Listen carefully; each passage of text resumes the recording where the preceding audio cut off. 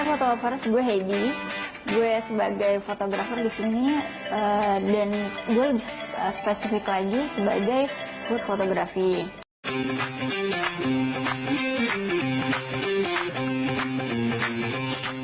Ketertarikan gue awalnya sebagai food fotografi itu ketika nyokap minta gue branding cateringnya.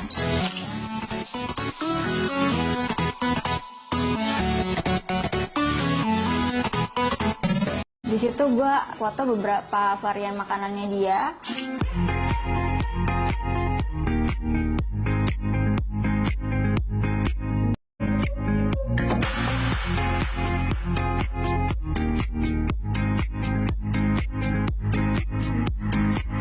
Nanti caranya biar orang-orang tertarik sama catering nyokap gue langsung bikin setup untuk foto.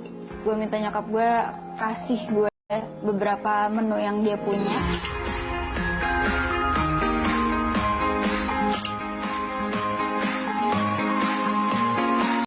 Terus gue waktu itu pakai Olympus Pen EPL7. Waktu itu gue setnya di dapur nyokap gue. Waktu itu propertinya pakai bahan putih, gue lebarin, terus di situ juga gue taruh komposisi di makanannya sedikit. Gimana caranya biar estetika di food itu dapat.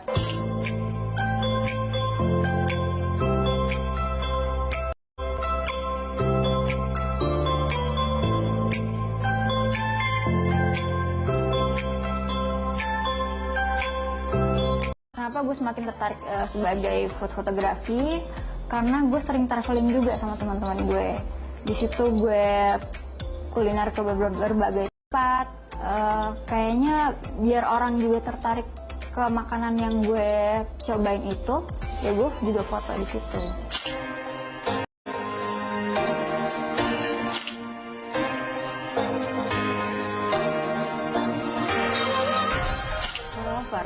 Gue juga sedikit berbagi ilmu tentang fotografi, khususnya di food fotografi. Kalau kita ngomongin food fotografi secara global, itu banyak banget sih.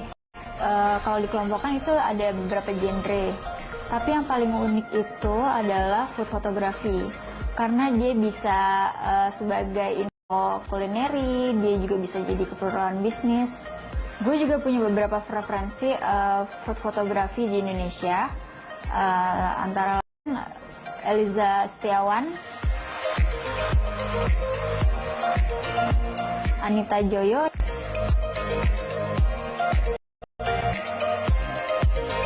dan Brian Sumito.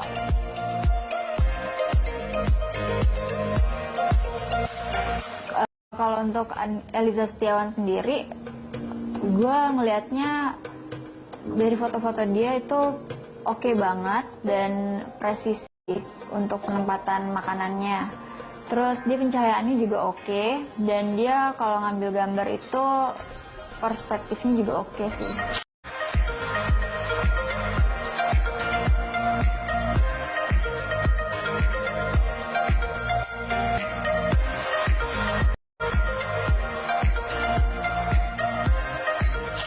Kalau Eliza Setiawan itu dia bisa kreatif banget bikin konsep fotonya.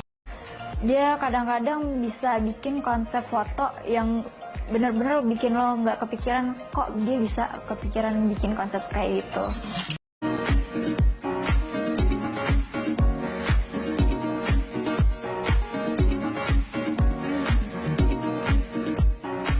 Anita Joyo dan Brian Sumito itu dia lebih ke food stylist dan food culinary.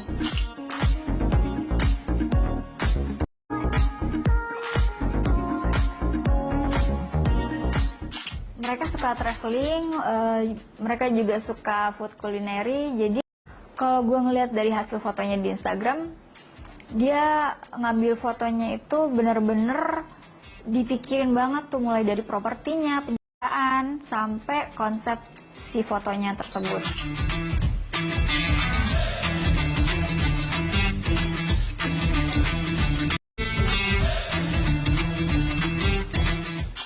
Dari 3 influencer tersebut, gue jadi semakin tertarik nih, gimana sih caranya bisa nge-shoot foto dengan benar, pencahayaannya juga yang oke kayak gimana, terus konsep yang lo pakai kayak gimana biar hasil foto lo itu oke.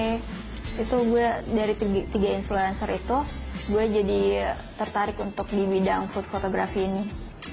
Dan gue pun sampai sekarang masih belajar sih.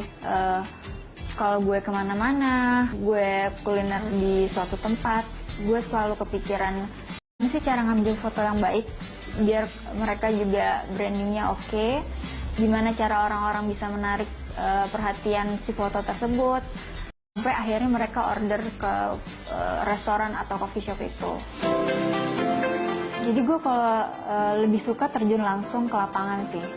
Di situ kita bisa belajar langsung gimana teknik lo ambil gambar, pencahayaan lo kayak gimana, foto yang mau lo take kayak gimana. Lo bisa juga ambil angle kayak gimana, close up atau headshotnya juga kayak gimana. Itu tergantung ini lo sendiri. Jadi lo bisa ngembangin diri lo sendiri, mau lo kayak gimana. Jadi ketika kalian terjun langsung, kalian bisa nentuin sendiri kalian take foto itu kayak gimana, kendalanya kayak gimana, di kayaknya kayak gimana, sekreatif kalian mau bikin foto itu juga kayak gimana, bisa kalian sendiri sih kalau kalian terjun langsung. Contohnya untuk pencahayaan, kalian ambil angle sendiri kayak gimana, terus mau bikin close up atau medium shot kayak gimana, bisa kalian atur sendiri sih itu. Nah, photo lovers, sekarang gue mau jelasin beberapa teknik dasar food photography yang biasa gue pakai, mulai dari pakai kamera ataupun pakai smartphone kayak gimana. Nah, photo lovers, kalau kita ngomongin tentang food fotografi itu banyak banget sih teknik dasarnya. Jadi tetap di food fotografi bareng gue Heidi.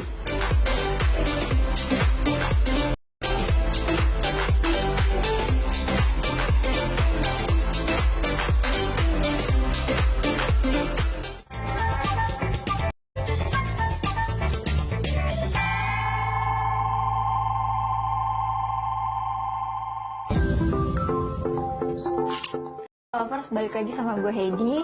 Seperti janji gue sebelumnya, gue mau jelasin beberapa basic dari food photography. Kalau untuk food photography sendiri ada banyak banget sih penjelasannya. Di sini ada pencahayaan, properti, komposisi. Satu-satu akan gue jelasin.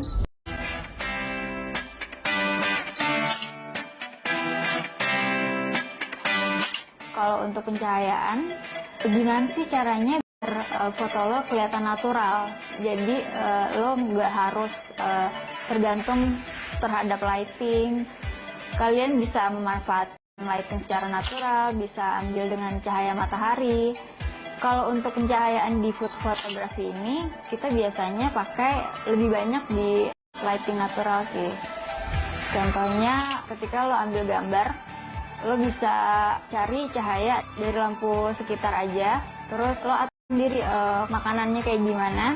Kalau misalnya terlalu gelap juga itu kan kurang oke. Masa kita mau branding tapi hasilnya gelap.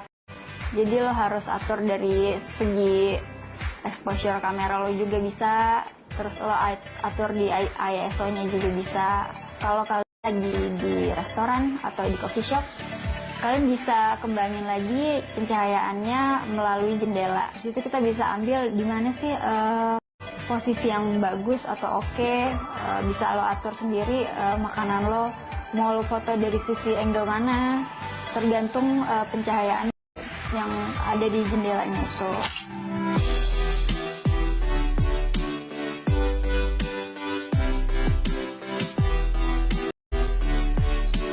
Teknik yang kedua itu properti. Contohnya untuk dessert, lo bisa tambahin di sampingnya itu properti dari ingredientsnya itu apa. Misalnya kalau cake ada strawberry, lo bisa tambahin di pinggirnya itu kasih strawberry. Jadi caranya bikin menarik si makanan tersebut. Terus kalau kopi di dalam sebuah cangkir itu lo bikin menarik dengan pinggirannya lo bisa ditaburin biji kopi atau serbuk dari kopi tersebut.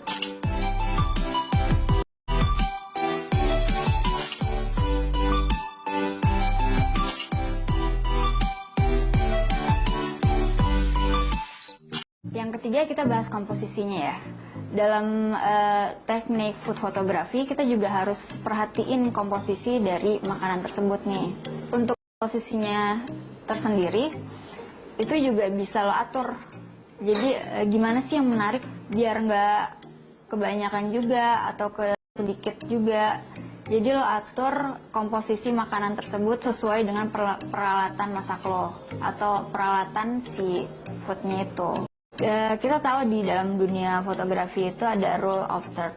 Tapi di food photography tersendiri kita terkadang keluar dari frame tersebut.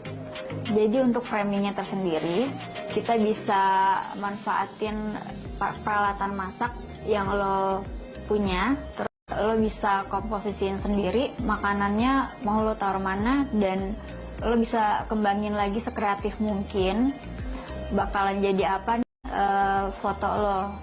Contohnya pada saat plating lo bisa taruh makanannya itu di sebelah mana, bisa taruh tengah atau ditaruh pinggir, terus pinggirannya lo mau kasih properti apa, seperti itu.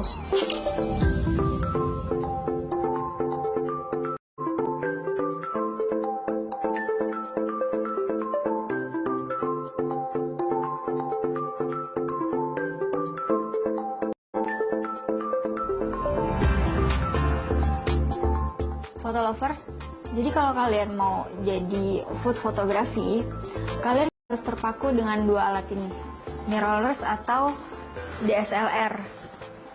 Dengan menggunakan smartphone aja, kalian juga udah bisa menjadi food photographer.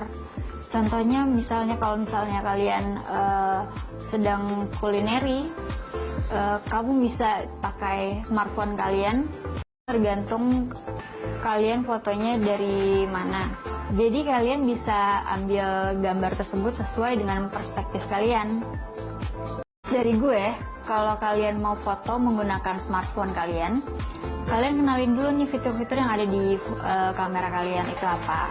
Teknik lain kalian juga bisa pakai teknik editing yang ada di aplikasi-aplikasi seperti ViscoCam atau Lightroom, dan banyak sih aplikasi-aplikasi lainnya yang bisa kalian gunakan secara gratis.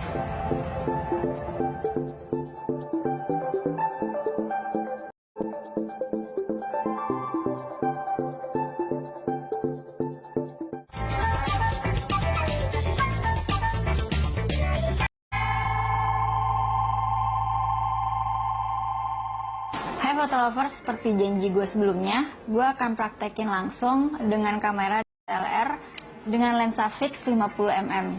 Di sini gue akan pakai full auto dulu.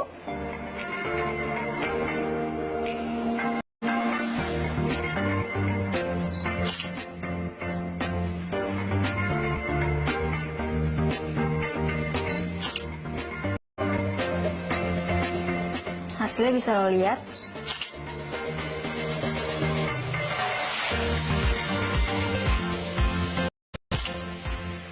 Dan gue bandingin dengan settingan manual. Di sini ISO-nya akan gue turunin jadi 100.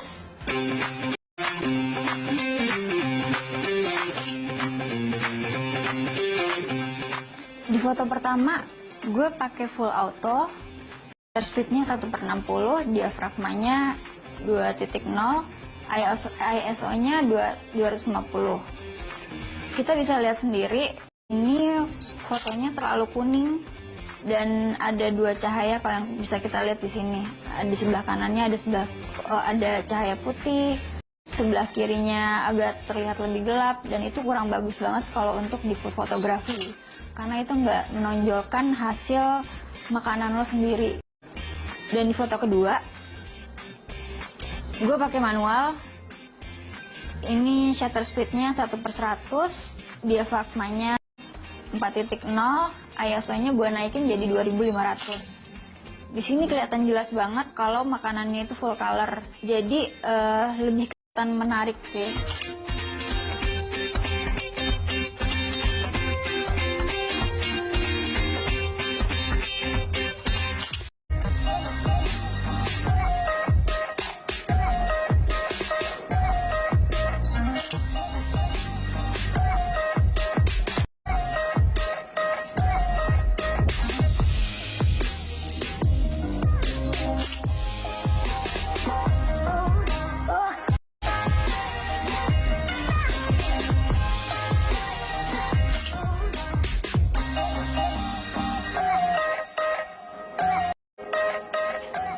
teknik dasar yang kedua yang sebelumnya gue udah jelasin itu kita mau kasih properti nih. Kalau untuk cake seperti ini, properti yang bagus itu seperti apa sih? Kita bisa lihat sendiri ini cake-nya full color kayak gini ya. Tapi konsep kita minimalis, kita bisa tambahin sesuatu, entah itu pot atau tanaman atau properti-properti lain yang bisa mendukung konsep tersebut. Di sini gue ada punya properti tanaman hias yang biasa kita pakai juga.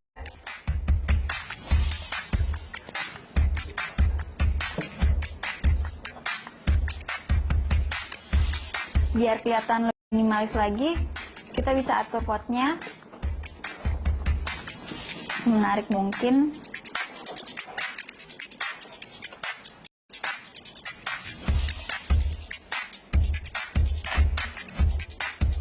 Nah, photo lovers, di sini gue pakai manual setting dan pakai lensa fix 50.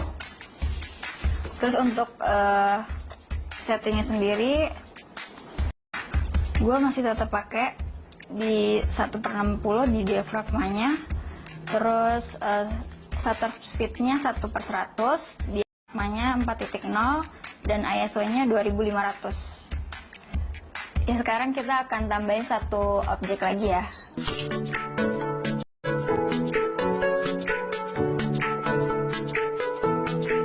Di sini ada dua objek. Gimana sih caranya biar kelihatan perspektif antara properti sama dua objek ini? Gue taruh dua cake ini bersebelahan, kemudian propertiesnya gue taruh sebelah kiri biar kelihatan lebih minimalis lagi.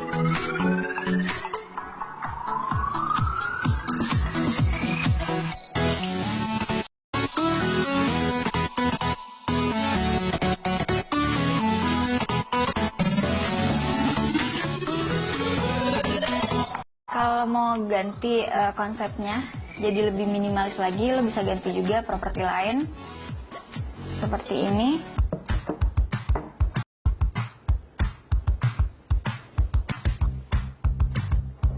Lo juga bisa ubah gimana sih biar kelihatan lebih perspektif lagi antara properti sama cake-nya.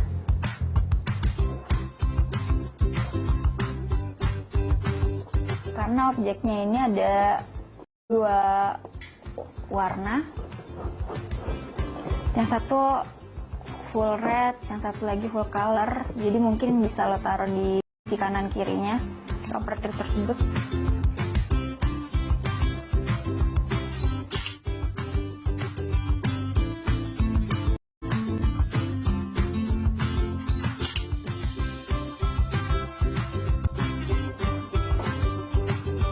Lo juga bisa ambil foto dari atas biar kelihatan semua topping yang ada di dalam cake tersebut.